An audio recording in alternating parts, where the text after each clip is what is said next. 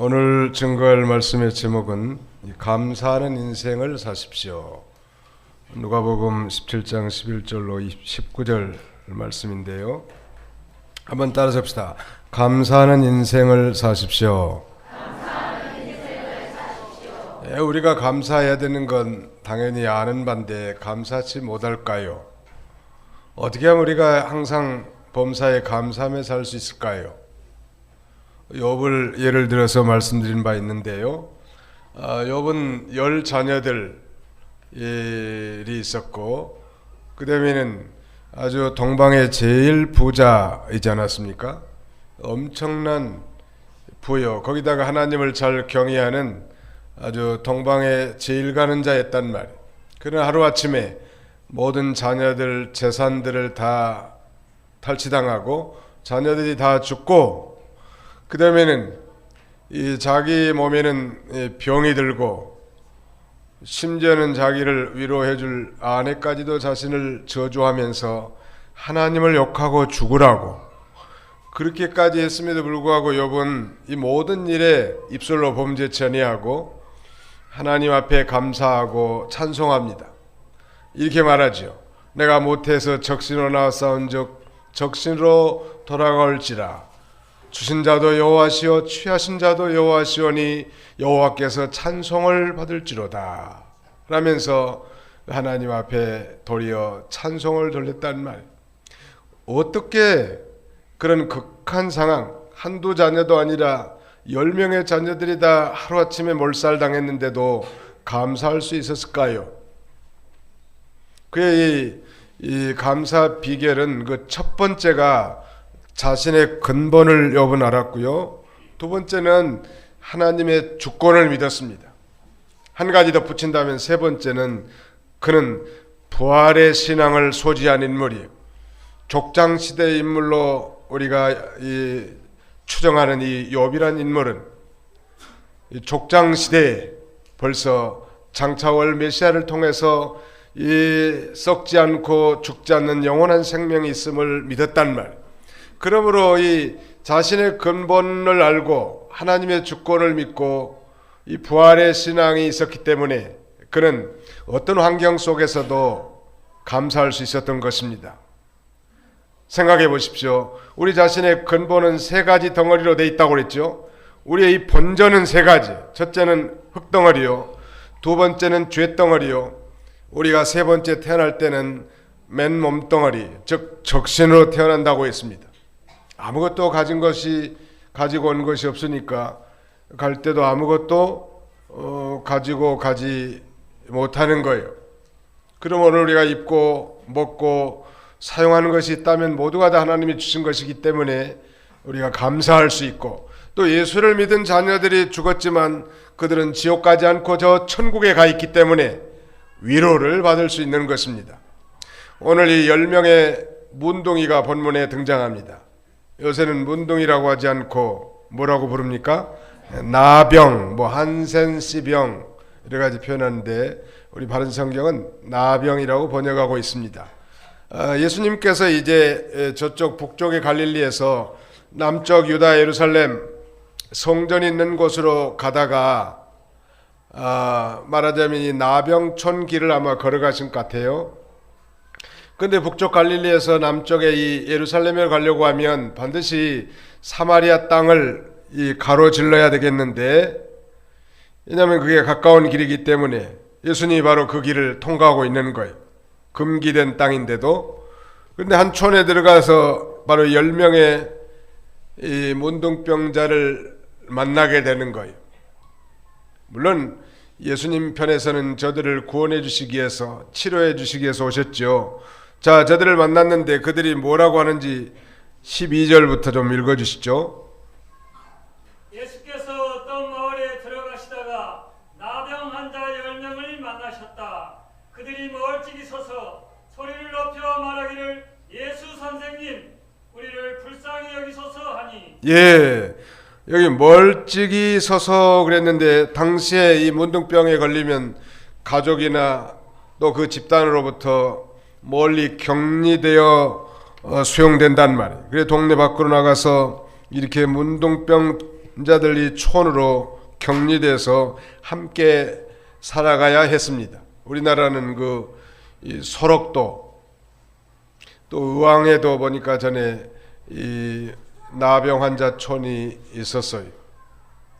근데 대부분은 이제 많이 사라진 것 같고, 대표적으로 이 소록도가 지금 나병 환자들이 집단으로 거주하는 곳인데, 아마 예수님이 지금 북쪽 갈릴리에서 남쪽 예루살렘으로 이렇게 가는 길에 이 사마리아 땅을 가로질러 간 것 보면 아마 이들을 만나기 위한 것이었겠죠. 그런데 놀라운 것은 이 10명의 문둥이들이 멀찍이 서서 소리를 높여 부르는 거예요. 뭐라고 불렀습니까? 예수 선생님, 우리를 불쌍히 여기소서, 긍휼히 여겨달라는. 상당히 멀찍이 떨어져 있었을 텐데 이 나병 환자들이 예수님을 부르질 때 얼마나 소리 질렀을 것 같아요? 아마 혹시 이 천재 이루에 모든 병을 다 고칠 수 있고 죽은 자를 살릴 수 있는 저 예수님을 못 만날까봐 온갖 마음과 정성을 다 기울여서 전심으로 불렀을 것 같아. 혹시 예수님이 못 듣고 그냥 지나갈지도 모르니까 있는 힘, 젖먹는 힘까지 다 붙여서 예수 선생님이여, 우리를 긍휼히 여겨달라고, 우리를 불쌍히 여겨달라고 이렇게 부르짖는 거예요. 가까이는 갈 수 없죠. 율법에 이 문둥병자들이 가까이 할 수 없고, 오히려 가까이 하면 스스로 부정하다고 소리를 지를 의무가 있단 말이에요. 예수 선생님, 예수님을 단지 선생님으로만 이들은 알지 않고 아마 이 문둥병 촌에도 인포메이션이 들어간 모양이에요. 예수님이라는 작자가 이 땅에 왔는데 그분은 하나님의 아들이라고 하더라고. 그분은 하나님의 뜻이라고 하면 못 고칠 병이 없다고 들었다고. 우리가 하나님의 뜻이면 혹시 고침받을 수 있지 않겠냐고. 아마 그들 사이에서 이런 대화가 오갔을 것 같고, 마침내 이제 그 예수 선생님이 이 사마리아로 가는 길로 지나간다는 소식을 듣고 멀찍이 보니까 예수님이 나타난 거예요. 아니 정말 우리 문둥병자 촌이라고 그냥 지나갈 수도 있기 때문에 아마 사력을 다해서 소리쳤을 것 같아요. 예수 선생님 하고 소리쳤을 것 같아요. 그때 예수님이 뭐라고 말씀하시는가 볼까요? 14절 예수께서 보시고 그들에게 말씀하셨다. 가서 너희 자신들을 제사장들에게 보여라. 그들이 가는 동안에 깨끗해졌다. 예수님은 근데 갑자기 뭐라고 대답하셨는가 하면 가서 너희 자신들을 제사장들에게 보여라 이렇게 말하는 거예요. 참 놀라운 말씀이 아닐 수 없어요. 왜냐하면 유대사회에서는 문둥병에 걸린 자가 완전히 병이 치유됐을 때 제사장에게 가서 자신의 나은 것에 대해서 인정을 받도록 되어 있습니다. 근데 지금 문둥병 걸린 자, 그래서 예수 선생님을 불렀는데 예수님 벌써 아시고 무엇 때문에 자신들 불렀는지도 안단 말이에요. 그리고 단도직입적으로 제사장에 가서 내 몸을 보이라고. 이건 율법에도 맞지 않는 거고 유대사의 전통과도 맞지 않는 거예요. 그렇게 요구를 한 겁니다. 무작정 가서 너희 자신들을 제사장들에게 보이라고 한 이유는 그러면 무엇일까요? 그건 바로 그 말씀에 복종하는 신앙을 요구하는 그런 명령이에요. 다시 말씀드리면 믿음에 대한 일종의 테스트요, 순종시험. 우리 고재승 목사님이 이번에 그 전라북도 양문교회로 발령을 받았지 않습니까? 그분도 어려운 일도 당하시고 이제 부교역자로 1년 남짓 됐기 때문에 부인이 또 암 수술도 하신 분이에요. 자궁경부암. 그래서 사실은 좀 가정이 좀 안정도 되고 또 좀 더 이렇게 여기서 좀 부교역자로 생활하고자 하는 그런 마음도 있었어요. 또 당연한 것이 그게 상식이고. 그러나 이 총회 상임위에서 이제 정읍 양문 교회에 적합한 인물이 누구겠는가? 이번에 근본의 목사 안수를 받았지만 그분이 적합하다고 하달이 내려온 거예요. 담임 목사니까 저한테 먼저 말씀이 전달돼 가지고 제가 전했는데 아무튼 무조건 순종해서 가라고. 이거 나중에 이제 부인한테 전한 모양이니까 부인이 지금 상태가 이렇고 어려운데 또 지금 뭐 그 관에서 하는 그런 영어 학습 공부도 계속 해줘야 되는데 중간에 끊어버리는 건 신뢰도 떨어지고 안 가면 안 될까요? 그런 말씀하시더라. 충분히 그럴 수 있을 것 같은 상식이니까 그건. 그리고 이제 뭐 오신 지 1년밖에 안 됐고 그래도 하나님의 명령인 줄 알고 순종해야 된다. 하나님은 순종을 기뻐하신다.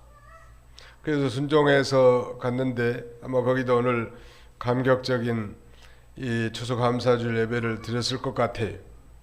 교회가 오랫동안 많이 방치됐고 성도들이 탄식하고 어려운 가운데 있는 연약한 교회인데 이 젊은 목사님이 가서 이제 새롭게 예배를 인도하고 또 사랑으로 섬긴다고 하면 교회가 얼마나 힘을 얻겠냐는 말. 순종하기 어렵지만 그래도 순종했기 때문에 처음에 순종 잘 안 하려고 해서 그래도 순종해야 된다. 나중에 순종을 하지 않았습니까? 제가 점수는 80점 주겠다고 그랬습니다. 왜냐하면 처음부터 완전하게 아무 이유 없이 순종했으면 그건 100점인데 아무튼 순종하기 뭐 아브라함에게 뭐 독자 이삭을 바치라고 하는데 그 순종하기 쉽겠냐는 말이에요. 그거 우리 성경에는 뭐 그런 뭐 갈등에 대한 묘사는 전혀 없지만 그래도 순종한 거예요. 그래서 하나님이 그렇게 말하죠. 아브라함에게 아브라함아 이제야 내가 나를 진정으로 경외하는 줄을 내가 알았다. 그러면서 아브라함을 하나님께서 친구처럼 여겨주고 당신이 하실 일을 아브라함에게 미리 가르쳐주기도 하고 그가 기도하면 진히 응답해 주시는 아주 인정받는 믿음의 조상이 되지 않았습니까? 오늘 말씀드린 요지는 오늘 이 10명의 나병 환자들에게 예수님께서 지금 뭐 한마디 이렇게 해줬으면 좋았을 것 같아요. 내가 내 나병을 치료하노라. 그러므로 가서 제사장에게 내 몸을 보이고 깨끗함을 인정받아라. 이러면 상식에 딱 맞을 건데 한마디도 없고 말이죠. 진물이라고 문둥병이 지난데 가서 제사장에게 내 몸을 보이라고. 상식에도 맞지 않고 이치에도 맞지 않는 이 주님의 명령에 이들이 순종합니다. 다시 14절 같이 한번 읽어봅시다. 다 같이 시작. 예수께서 보시고 그들에게 말씀하셨다. 가서 너희 자신들을 제사장들에게 보여라. 그들이 가는 동안에 깨끗해졌다. 근데 이런 비상식적이지만 주님의 명령을 순종한 거예요. 이 믿음은 순종이요. 내가 이성에 맞지 않더라도 그게 하나님의 뜻이고 하나님의 말씀이면 순종하면 역사는 누가 해요? 하나님이 하신다는 거예요. 예수님께서 나사렛 무덤 앞에서 이 죽은 지 나흘이나 돼서 썩은 시체 냄새가 나는 이 나사렛 무덤을 향해서 이제 명령하기 전에 사람들에게 이 나사렛 무덤의 그 돌을 굴려내라고. 아니 지금 죽어서 냄새나는 시체를 어떻게 하려고 하셨는가? 그러면서 하시는 말씀이 너희가 이 순종하면 하나님의 영광을 보리라 라고 말씀하는 거예요.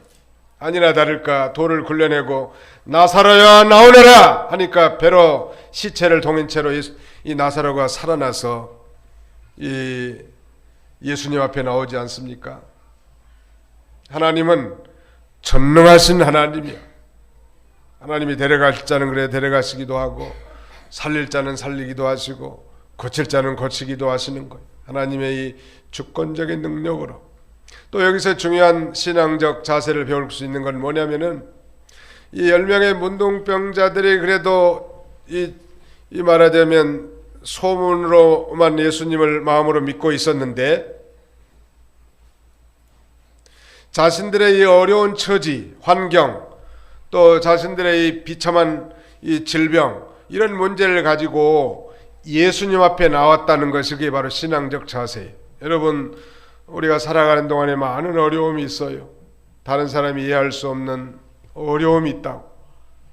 그때 혼자만 고민하지 마시고 우리 주님 앞에 나와서 부르짖으면 하나님은 들으시고 우리의 기도를 들으실 줄 확신합니다. 예수 선생님이여, 나를 불쌍히 여겨 주시옵소서.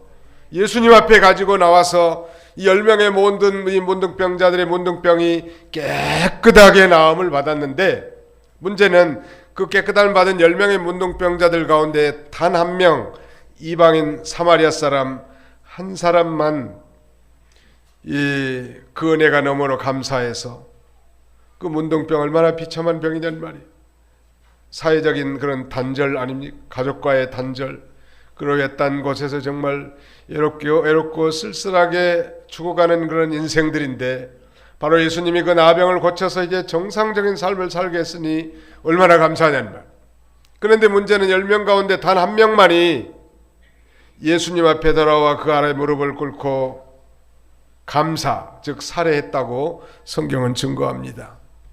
이거 보면 참 은혜를 받은 사람들은 많지만 감사한 자들이 많지 않다는 걸 우리에게 가르쳐주는 거예요. 우리 그리스도인들은 이 감사의 인생을 살아야 합니다. 한번 따라합시다. 감사의 인생을 살겠습니다. 감사의 인생을 사십시오. 똑같은 환경 속에 살면서 어떤 사람은 감사하는데 어떤 사람은 불평한다는 것은 뭐가 문제 있는 거예요. 믿음으로 바라볼 때 모든 게 다 감사가 돼요. 또 실제로 이 감사라고 하는 건 감사를 해본 사람만 감사가 나오는 거예요. 그러니까 목사님, 감사가 돼야 감사를 하지요. 감사가 안 되는 이 인간에게 왜 그렇게 감사를 강요하십니까? 이렇게 말씀하실 분이 계실지 모르겠는데, 감사라는 건 감사해서 감사하는 게 아니고 감사하니까 감사하는 거예요. 그 소리가 아니고 다른 소리예요. 한번 더 합시다. 감사해서 감사하는 게 아니고 감사하니까 감사가 됩니다. 저도 그 소리 같지만 다른 소리요.